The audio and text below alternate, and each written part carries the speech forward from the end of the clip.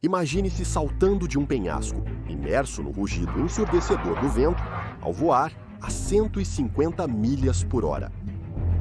O mundo abaixo se transforma em um deslumbrante tapete de florestas, rios e picos irregulares.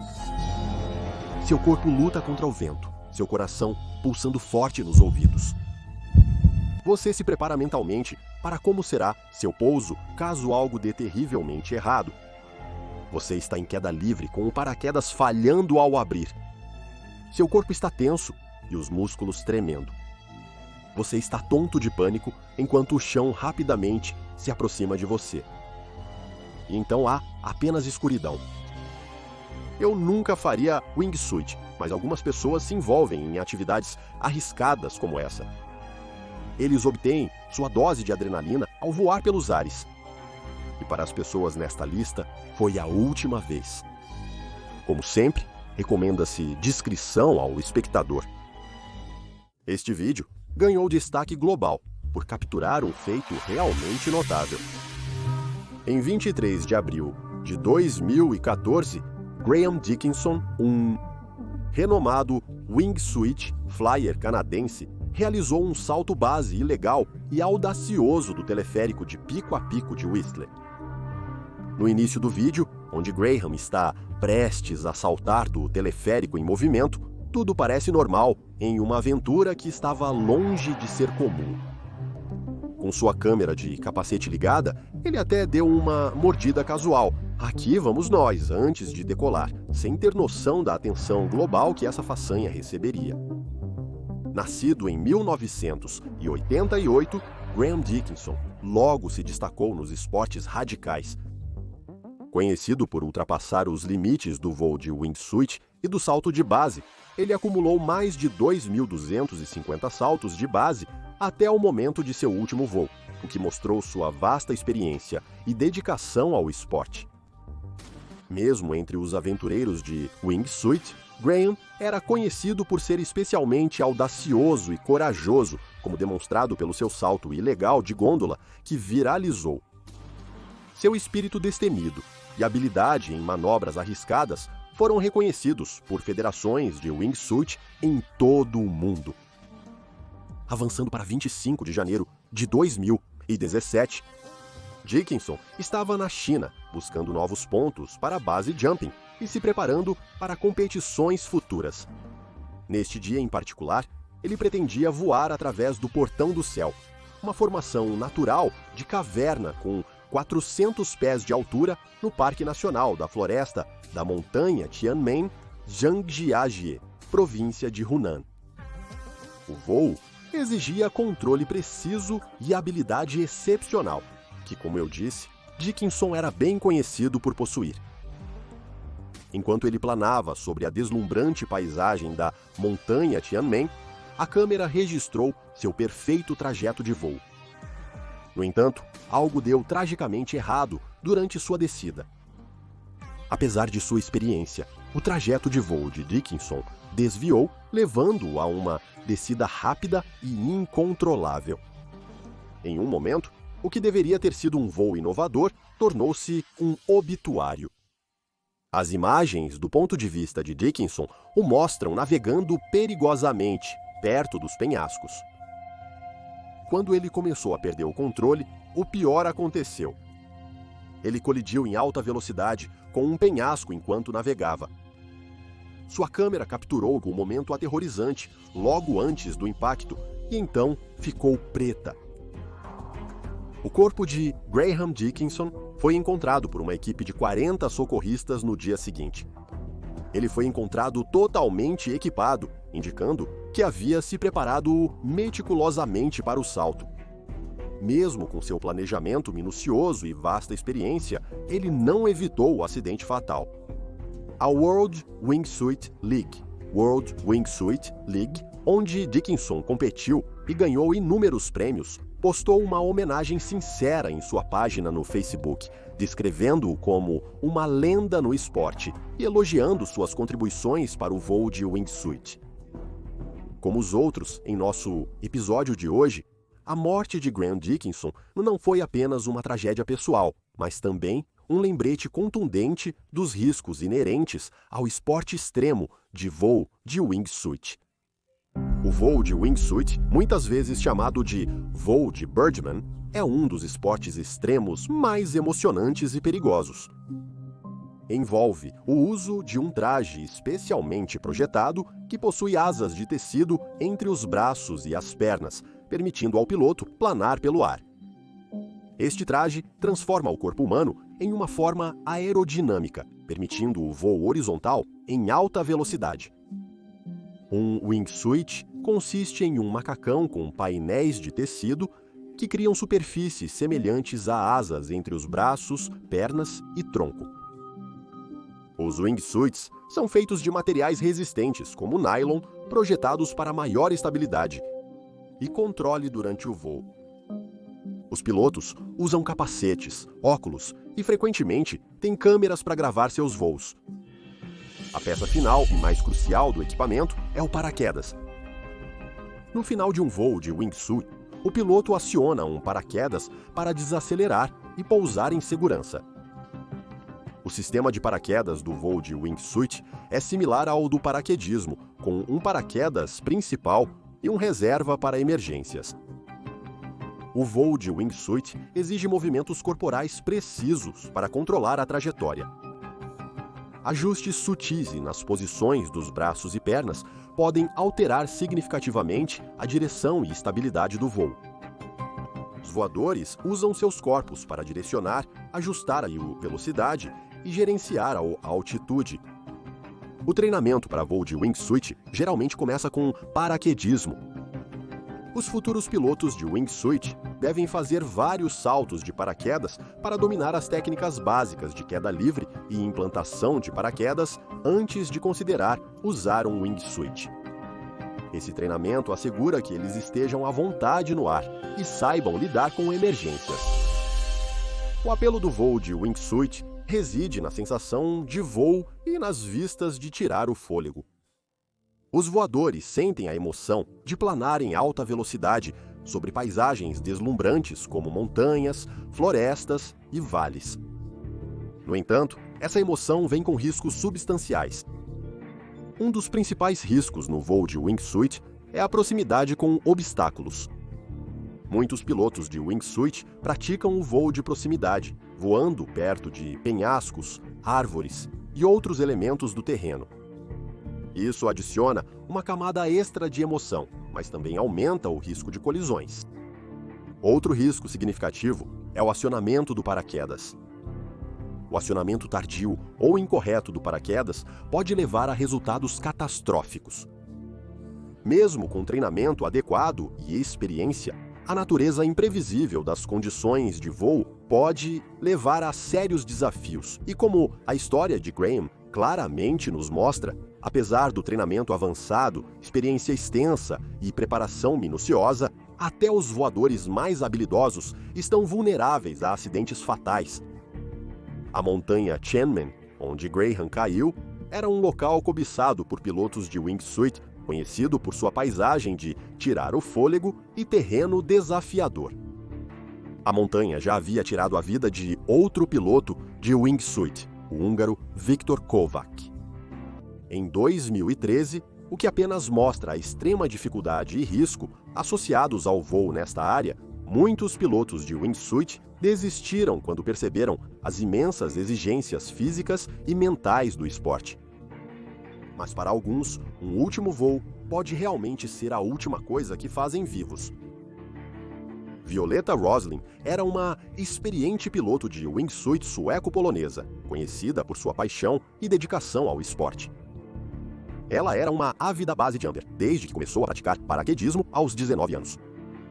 Base jumping é um esporte extremo que envolve paraquedismo, ou voo de wingsuit a partir de objetos fixos. A sigla Buildings, Antenas, Spans, Bridges, Earth representa buildings, edifícios, antenas, spans, vãos, bridges, pontes e earth, terra, cliffs, falésias. Diferente do paraquedismo tradicional, que envolve saltar de aeronaves, os praticantes de buildings, antenas, spans, bridges, earth jumping saltam de objetos fixos, geralmente em altitudes mais baixas, o que reduz o tempo para abrir o paraquedas e aumenta significativamente o risco. Este esporte exige planejamento meticuloso, cronometragem precisa e profundo entendimento do controle do paraquedas para superar os desafios de cada local de salto. Violeta, como uma profissional do buildings, antenas, spans, bridges, earth jumping, realizou centenas de saltos por toda a Europa e na Austrália, Nova Zelândia, Tailândia e Estados Unidos. Ela também se aventurou no wing walking, onde uma pessoa é amarrada às asas de um biplano. Em uma entrevista, em 2009, na Malásia, ela expressou seu amor pelo esporte dizendo: "Mesmo que as coisas que eu gosto de fazer possam ser vistas como altas e assustadoras, eu amo isso." Diferentes alturas proporcionam emoções distintas aos saltadores. Se tivesse que escolher um favorito, seria o voo de wingsuit que fiz na Suíça. Fez-me sentir como se estivesse voando com asas. Quando não buscava aventura, Lialeta era inspetora em plataformas de petróleo. Violeta planejava encerrar sua vida aparentemente perfeita com um grande feito aventureiro. Mal sabia ela que seria a última coisa que faria viva. O dia era 12 de setembro de 2012. Violeta, agora com 37 anos, ao engravidar, prometeu desistir do voo de wingsuit. Este esporte extremo que ela amava para sempre, mas apenas após uma última visita ao seu local favorito de salto base, a Via Ferrata nas montanhas suíças. Com um salto de mais de 300 metros, este local próximo a Stesselberg, na Suíça, era o favorito para salto base da senhorita Rosalind. Ela já havia completado o salto diversas vezes. Após 3 pessoas terem feito seus saltos, ela e o Sr. Domolovsky teriam saltado juntos, possivelmente planejando celebrar seu voo final. A paisagem de tirar o fôlego dos Alpes suíços deve ter sido emocionante de presenciar. Porém, algo deu muito errado durante sua descida. Violeta estava descendo rápido, muito mais rápido do que tinha direito. Seu paraquedas estava preso e seus esforços desesperados para abri-lo durante a queda do afloramento foram em vão. Seu parceiro assistiu impotente às tentativas desesperadas dela para que ele se abrisse. Em seus momentos finais, ela percebeu que não teria sucesso e abriu os braços, talvez aceitando seu destino ou numa tentativa de minimizar o dano. Mas foi em vão. Ela morreu instantaneamente no impacto. Violeta estava grávida de 4 meses na época de sua morte, e este voo seria seu último por um longo período, possivelmente para sempre. Homenagens vieram de atletas colegas e fãs ao redor do mundo. Sua mãe, Halina Zanevska Peterson, implorou para que ela parasse de saltar depois que engravidou, mas Violeta insistiu em dar um último salto. Infelizmente, o voo de wingsuit é um esporte onde até o menor erro pode ter consequências fatais. A emoção de planar pelo ar, muitas vezes a velocidades superiores a 120 milhas por hora, vem com o risco constante de acidentes. Ninguém está isento, nem mesmo uma pessoa que planeja abandonar o esporte de vez. É 8 de dezembro de 2012 e 2 pontos estão caindo do céu, girando e torcendo pelo ar. A cabeça de um homem pende flácida dentro de um capacete azul, enquanto seu paraquedas de emergência se abre. Outro homem desaba no chão e grita: "Alguém me acertou! Alguém me acertou!" É uma manhã de verão clara. Carros zumbem ao longo da rodovia Hume, perto de Picton. Acima deles é um verdadeiro caos, pois uma colisão fatal de paraquedismo no ar, acredita-se ser a primeira na Austrália, deixa 2 homens girando loucamente em direção à Terra. Os céus sobre Wilton, sudoeste de Sydney, foram testemunhas deste acidente sombrio e perturbador que fez história. Naquele dia fatídico, Peter Farley se juntou a um grupo de 17 paraquedistas para um fim de semana animado de voo de wingsuit. Eles decolaram em uma pequena aeronave Cessna, subindo para 14 mil pés acima de Wilton. O grupo, composto por entusiastas de Sydney, Melbourne e Brisbane, estava fervilhando de emoção, mas o salto logo tomaria um rumo terrível. Os 17 paraquedistas usavam paraquedas regulamentares, bem como macacões especiais que têm tecido extra entre as pernas e os braços para ajudá-los a voar para a frente enquanto caem, como um planador de açúcar humano. O mergulho começou normalmente, com os paraquedistas saltando do avião em rápida sequência, como o planejado. Peter e outro wingsuiter, Scott Hingerty, foram os últimos a pular. Hingerty, um paraquedista experiente, com mais de 800 saltos, havia começado a praticar wingsuit apenas um mês antes.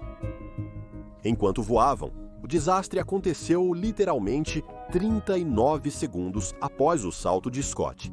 Um golpe brutal no seu lado direito o fez entrar em rotação, deixando-o sem ar. Eu não conseguia ver, eu estava desmaiando. Ele diz, meu braço todo ficou formigando do ombro até os dedos, minha perna direita. Eu não conseguia mexer. Eu pensei que minha coluna estava quebrada. Ele assistiu às filmagens o suficiente desde então para saber o que aconteceu. Eu fiz um giro de barril. Eu estava olhando para o chão, então de repente, para o céu e novamente para o chão. Uma foto da página do Facebook de Scott Hingerty mostra seus hematomas após o que ele agora sabe que foi uma colisão em pleno ar com Peter Farley. Eu me recuperei e tentei abrir meu paraquedas, e então fiz 3 giros planos para a esquerda. Eu disse para mim mesmo, Scott, se você não agir agora, você morrerá. Eu realmente não sei como, mas ele conseguiu abrir seu paraquedas. Instantes depois, Hingerty deslizou para a zona de queda, gritando de dor, com o lado direito do corpo coberto de hematomas profundos. Mas Peter Farley, ao contrário de Scott, não viveria para contar sua história louca e selvagem. A colisão no ar o deixou inconsciente, impedindo-o de puxar o cordão do paraquedas. Sem a capacidade de abrir seu paraquedas, ele caiu duro e rápido, e enquanto o corpo flácido de Farley caía do céu, seu paraquedas reserva abriu automaticamente a 750 pés, mas era muito pouco, muito tarde. Farley estava totalmente à mercê do destino. Sem qualquer apoio para o impacto, Farley aterrissou duramente no chão, colidindo com um caminhão de lixo em um canteiro de obras fora da rodovia. Outros paraquedistas e transeuntes, preocupados, correram para realizar a reanimação cardiopulmonar, mas Farley não tinha pulso e seu pescoço estava quebrado. Se o pescoço de Farley estalou na colisão em pleno ar ou ao pousar, será determinado pelo legista. Glenn Singelman, recordista mundial de wingsuit e médico de emergência, afirma que o pescoço é vulnerável em colisões de alta velocidade. Apesar dos esforços, Peter Farley foi declarado morto no local.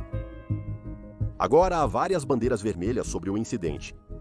Primeiro, a investigação revelou que muitos dos saltadores, incluindo o próprio Peter Farley, não possuíam a qualificação StarCrest da Federação Australiana de Paraquedismo, necessária para saltos em grande formação. Essa qualificação garante que os participantes possuam as habilidades e experiência necessárias para realizar saltos de forma segura, envolvendo mais de 10 pessoas. A ausência dessas qualificações entre os participantes foi uma grave violação dos protocolos de segurança. Em segundo lugar, a organização dos saltos foi questionada. O planejamento e execução de um mergulho em formação tão grande, especialmente com participantes de diferentes níveis de experiência, exigem atenção meticulosa aos detalhes e aderência estrita às diretrizes de segurança. A falha em cumprir essas diretrizes resultou em uma situação perigosa que, no final das contas, levou à morte de Farley. Terceiro, faltou supervisão e controle notáveis. Instrutores ou líderes de salto deveriam ter garantido que todos os participantes atendessem aos padrões de segurança antes do salto. A negligência na verificação de qualificações e experiência dos paraquedistas, bem como a incompatibilidade entre eles, aumentou significativamente o risco de um acidente. Mais notavelmente, um dos outros wingsuiters diria mais tarde à polícia que ouviu Hingerty perguntar ao seu tutor de wingsuit: "Eu só tenho 3 saltos de wingsuit até agora. Tudo bem se eu participar deste salto?" Uma pergunta a qual ele respondeu: "Sem problemas, amigo. Você vai ficar bem." Apesar da negligência, a investigação sobre o acidente concluiu que ele foi acidental e evitável. Nenhuma acusação criminal foi feita contra os envolvidos. No entanto, foram tomadas ações administrativas significativas para abordar as falhas de segurança identificadas. A Federação Australiana de Paraquedismo. Federação Australiana de Paraquedismo suspendeu vários instrutores e organizadores de saltos que foram considerados negligentes em seus deveres em garantir a segurança e as qualificações dos participantes. A Federação Australiana de Paraquedismo também exigiu mais requisitos padrão de treinamento e certificação para instrutores de wingsuit e participantes de saltos em grande formação. Isso incluiu um treinamento completo para todos os instrutores certificados, visando garantir maior segurança e responsabilidade em saltos futuros. Essas são, evidentemente, excelentes regulamentações e medidas de segurança que visam proteger o bem-estar de todos os participantes de esportes radicais. Mas para Peter, era muito pouco, muito tarde. Agora tenho certeza de que deve ser bastante tentador especular sobre como as coisas teriam acontecido se Peter fosse um pouco mais experiente. Porém, a experiência nem sempre previne o inesperado nos esportes radicais. Nossa próxima história envolve um homem que, apesar de sua expertise, tanto acadêmica quanto amadora, em paraquedismo e voo de wingsuit, se encontrou em uma situação perigosa para a qual nenhuma quantidade de experiência poderia tê-lo preparado. Jeffrey Robson era um talentoso voador de wingsuit sul-africano. Candidato a PhD no Instituto Federal Suíço de Tecnologia, Jeffrey era conhecido por seu trabalho pioneiro na modelagem matemática do voo de wingsuit. Jeffrey Robson nasceu em Belleville, Cidade do Cabo, em 24 de janeiro de 1979. Sua educação inicial foi na escola secundária Bergvliet. Depois buscou o ensino superior na Universidade de Stellenbosch. Aqui, ele concluiu um diploma em engenharia mecânica e um mestrado em matemática aplicada.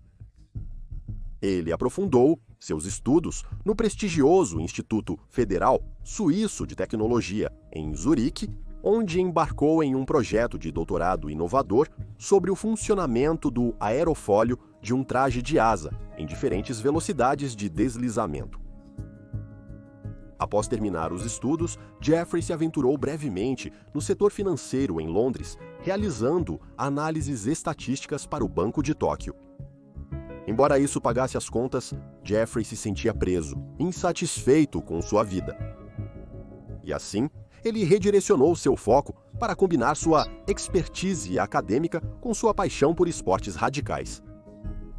Nesse período, ele iniciou a prática de paraquedismo e base jumping, progredindo para o voo de wingsuit. Jeffrey combinou sua paixão por voar com sua expertise em ciência e engenharia. Ele calculava rotas de voo meticulosamente e as testava frequentemente no ar. Após vários saltos de paraquedas bem-sucedidos, Jeffrey decidiu levar sua paixão por aventura em matemática a outro patamar. Para seu salto fatal, Jeffrey tentava um voo de proximidade de um penhasco em Duivelskloof, próximo a Stellenbosch, África do Sul. Esta região é famosa por seu terreno desafiador, que exige controle preciso e habilidade. E assim chegamos em abril, no dia do incidente. A manhã estava clara e fresca, enquanto Jeffrey Robson, conhecido pelos amigos como Gil, e seus amigos se preparavam para uma caminhada desafiadora e um salto de base nas montanhas acidentadas perto de Stellenbosch. O grupo começou a subida por volta das 5h15 da manhã. Zhao, com a única lanterna de cabeça, liderou o caminho. Pouco antes das 9 da manhã, eles chegaram ao local onde planejavam saltar do penhasco em Duivelskloof, entre Helzhuk para Paz e Peniel.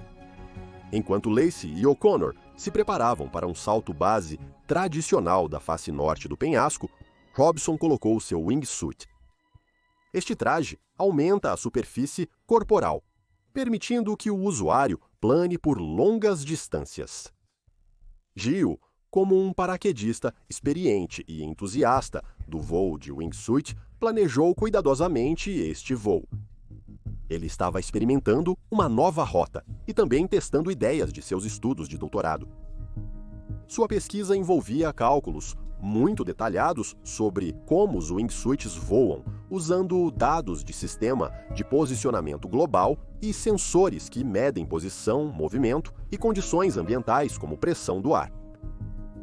Enquanto seus amigos assistiam, Gil pulou perfeitamente e virou 90 graus para seguir o caminho de voo que ele havia calculado, que deveria levá-lo sobre uma crista, mas logo depois que ele voou ao redor de um canto do penhasco, um estrondo alto foi ouvido. Algo dera terrivelmente errado. Seus amigos logo notaram a gravidade da situação e buscaram ajuda. A área era de difícil acesso a pé, então chamaram um helicóptero do Serviço Aéreo de Misericórdia da Cruz Vermelha.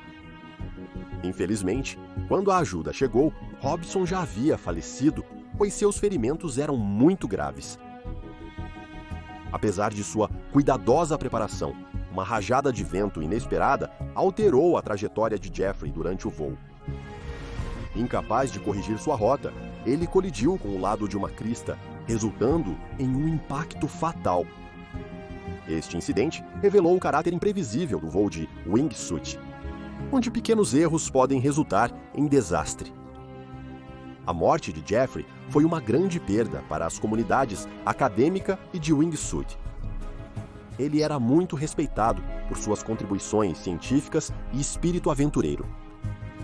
Nossa próxima história envolve Mark Andrews, um base jumper britânico de 65 anos, que tragicamente perdeu a vida em 3 de junho de 2023, durante um salto de wingsuit nas Dolomitas italianas.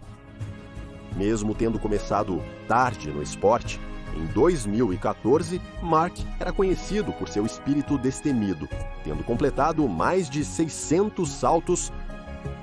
Apesar do início tardio, Mark logo se tornou uma figura conhecida no base jumping. Ele postava regularmente clipes de seus saltos nas redes sociais, mostrando suas ousadas façanhas pela Europa, incluindo Noruega, Itália e Rússia. Mark também residiu em Moscou e Bucareste com sua esposa.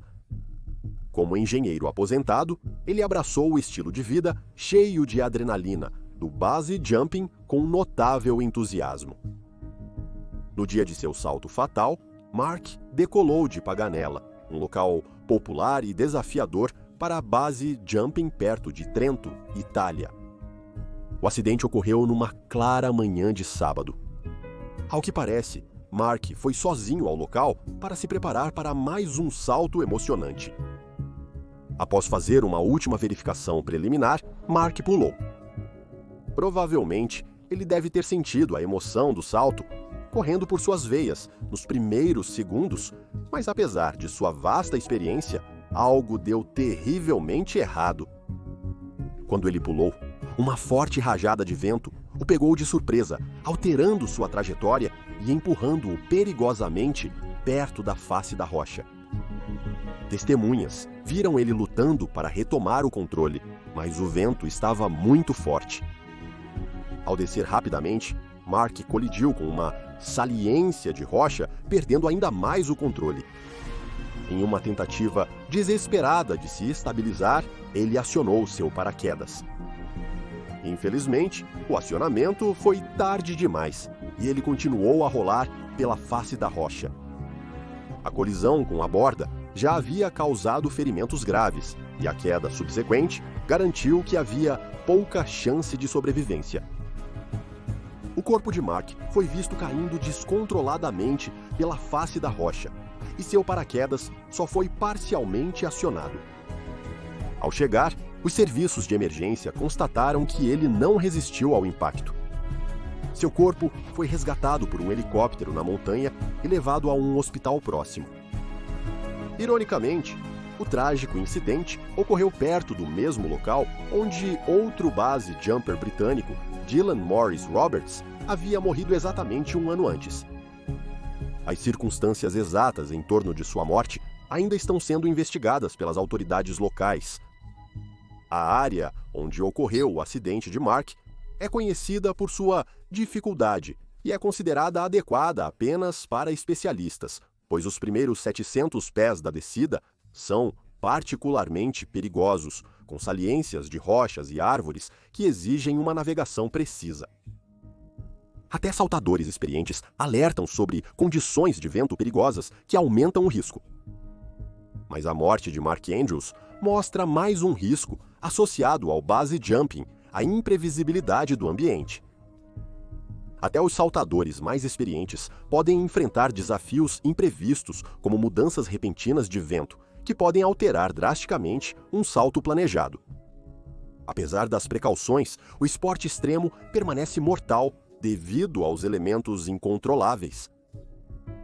Como esporte, o base jumping já tirou mais de 400 vidas nos últimos 20 anos e, apesar dos avanços em equipamentos e treinamento, a natureza imprevisível do esporte significa que esse número dificilmente diminuirá tão cedo. A morte de Mark é um lembrete contundente da linha tênue entre a euforia e a tragédia nos esportes extremos. A próxima história é sobre Liu Ning, um universitário chinês de 24 anos que morreu tragicamente durante um voo de wingsuit em 12 de maio de 2020.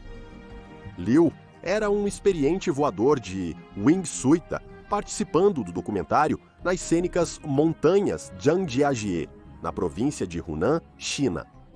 Naquele dia, Liu e seu câmera saltaram de um helicóptero a uma altura de 8.000 pés. As imagens mostram o parceiro de salto acenando desesperadamente enquanto ela se desviava da rota de voo planejada. Apesar de seus esforços, Liu desviou do curso e desceu rapidamente em direção à linha das árvores. Ela não conseguiu abrir seu paraquedas e desapareceu de vista após o salto. Uma grande operação de busca começou imediatamente depois, envolvendo helicópteros, drones e moradores locais. Após 3 horas, o corpo de Liu foi encontrado em uma mata densa, a uma altitude de 3.000 pés, aproximadamente 7.000 pés de seu ponto de salto. O paraquedas dela não abriu, indicando que não recuperou o controle antes do impacto. A notícia de sua morte atraiu atenção mundial, com mais de 250 milhões de pessoas assistindo ao vídeo de seu último salto. Este foi um dos primeiros acidentes fatais de um atleta chinês neste esporte extremo. Sua morte gerou um debate sobre a relevância de preservar rotas de voo e a necessidade crucial de equipamentos de segurança, como rastreadores sistema de posicionamento global durante essas atividades de alto risco. Sua partida também levou a um maior escrutínio do esporte na China, que já é considerado uma atividade de luxo, devido aos seus altos custos e ao extenso treinamento necessário. Apesar da vasta experiência de Liu, este incidente destaca a natureza imprevisível do voo de wingsuit e a pequena margem para erro. Sua morte serviu como um lembrete sóbrio dos perigos inerentes ao voo de wingsuit, mesmo para aqueles com extenso treinamento e expertise. Se este vídeo despertou o seu interesse, clique em curtir e não se esqueça de se inscrever em nosso canal, se ainda não o fez. Obrigado por assistir e te vejo no próximo. Seja ousado e viva corajosamente.